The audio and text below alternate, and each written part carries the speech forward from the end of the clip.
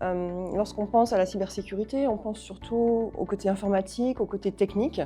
Et finalement, la cybersécurité, ce sont aussi des aspects et des compétences organisationnelles, de gouvernance, de stratégie, également des aspects juridiques, bien sûr, et de la communication, de crise notamment.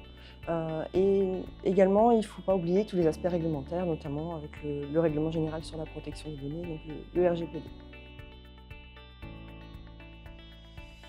Donc la place de l'intelligence artificielle dans la cybersécurité, en fait, elle est double, c'est à double tranchant puisque d'une part, elle va aider les cyberattaquants à mettre au point des attaques de plus en plus sophistiquées grâce aux données qui sont publiques, les données qu'ils vont pouvoir récupérer en fait, que l'on laisse traîner un petit peu partout sur Internet, sur les réseaux sociaux. Donc ça concerne les particuliers, les entreprises ou même les organismes d'État.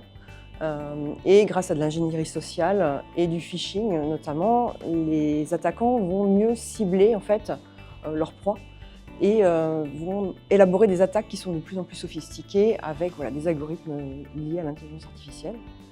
Heureusement, d'un autre côté, l'intelligence artificielle permet également de mieux se protéger, notamment en surveillant les flux de données qui entrent et qui sortent dans une entreprise, dans un organisme public. Et vont permettre de détecter des anomalies et éviter, par exemple, des arnaques au président, de l'usurpation d'identité, voilà, ce genre d'attaque qui est en vogue en ce moment. Donc la sécurité des IA, c'est également des préoccupations éthiques, notamment en recherche.